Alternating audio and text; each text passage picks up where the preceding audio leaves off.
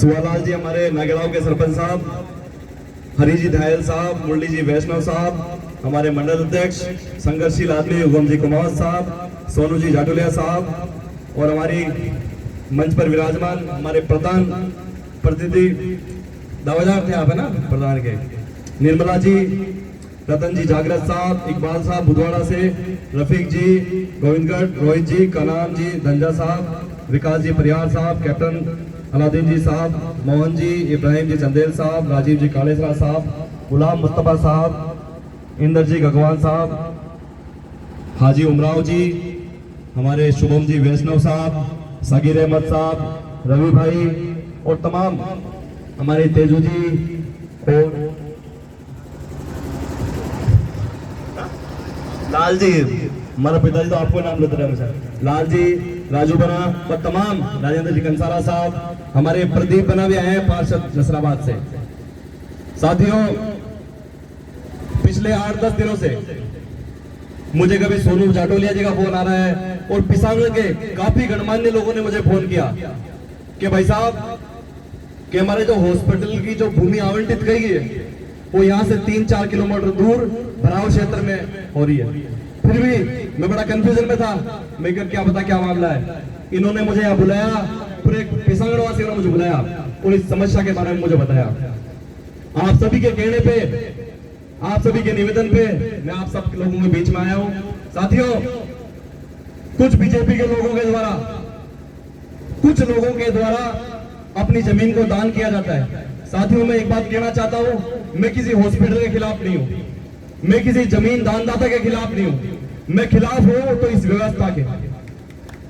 क्योंकि साथियों, आज पिसांगड़ से आसपास के काफी गांव लगे हुए हैं और यहां से 4-5 किलोमीटर दूर जहां पानी पड़ता है वहां हॉस्पिटल की जमीन अलॉट की जाती है, वो भी कुछ लोगों को फायदा पहुंचाने के लिए।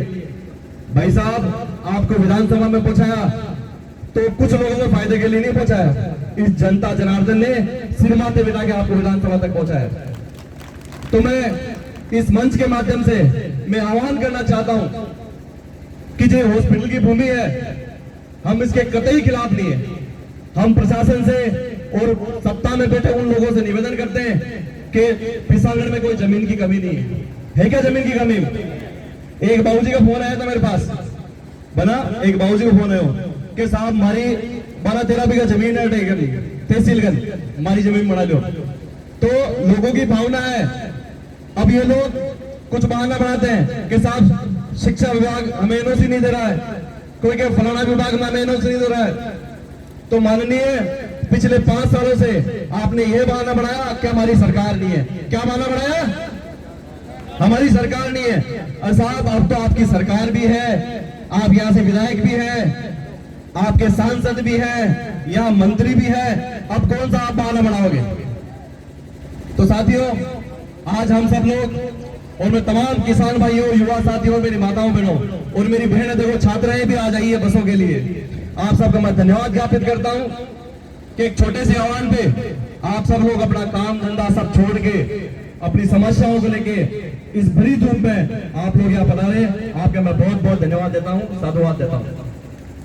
साथियों, फिर बात आती है किसानों की।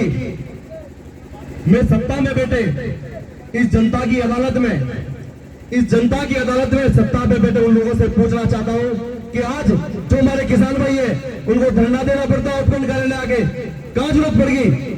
आज बिजली के लिए हमें दर दर भटकना पड़ता है, रेगुलर यहाँ मीटिंगें चल रही है। तो मैं सत्ता में बैठे उन लोगों से पूछना चाहता हूं कि आपको इस दिन के लिए वोट दिए थे क्या?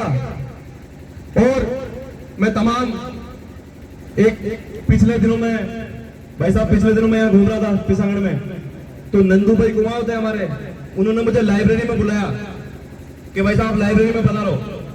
तो लाइब्रेरी में गया तो वहां नौजवान लोगों ने मुझे पकड़ लिया कि साहब बस नहीं चल रही है। फिर मैंने जाके एमडी से बात की, पर इस उदासीनता का आज हम लोगों ने जिन लोगों को यहाँ चुनकर भेजा है वो विधानसभा में बोलते तक नहीं है साथियों, बिल्कुल बोलते तक नहीं है।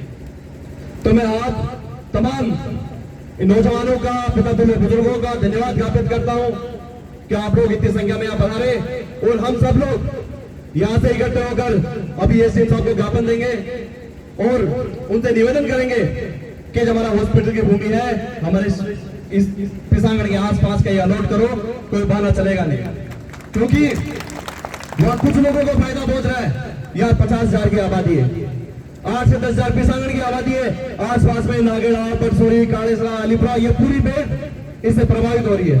मैं पुनः कहना चाहता हूं, मैं हॉस्पिटल के कतई खिलाफ नहीं हूं। तो हमारा ये विशेष बात मुद्दा है कि जो हमारी भूमि है हॉस्पिटल की, उसका अलॉटमेंट शहर के आसपास किया जाए, ताकि आज गरीब लोग ये आएंगे इलाज कराने के लिए, वहां बाढ़ के अंदर जाएंगे क्या? जब बरसात का मौसम होता है, आप पिसांगड़ वासियों को अच्छे से पता है, ये पूरा पिसांगड़ बंद हो जाता है, होता कि नहीं होता है?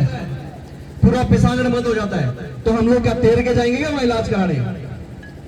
तो हमारा ये विशेष अनुरोध है सरकार से, सरकार में बैठे उन लोगों से, कि हमारी जो भूमि आवंटन है आसपास में कहीं कराओ।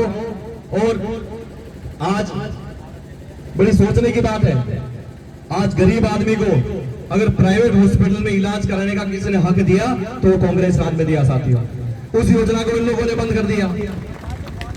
आज किसान दर दर भटकने को मजबूर है। आज बताओ ये शापड़ा लोगों ने टापाई का जरूरत पड़ गई। आज किसानों को बिजली कटौती के माध्यम से परेशान किया जा रहा है। किसान लोग कहीं पिसांगड़ में धरना दे रहे, कहीं अपने जेठाना में, अभी जेठाना में मीटिंग हुई थी तो दिन पहले, कहीं जेठाना में धरना दे रहे। कहां जरूरत आई? मैं तो उन सत्ता में बैठे लोगों से कहना चाहता हूं कि आप लोग कब तक खेल बनाओगे? ये किसान को, ये नौजवान लोग जग चुके हैं और आने वाले समय में आपका तख्ता पलट करेंगे। मैं आपसे वादा करना चाहता हूं साथियों, अब हम सब लोग एसडीएम कार्यालय की ओर चलेंगे। एक बार दोनों हाथ खड़ा करके जोरदार नारा देंगे, कांग्रेस।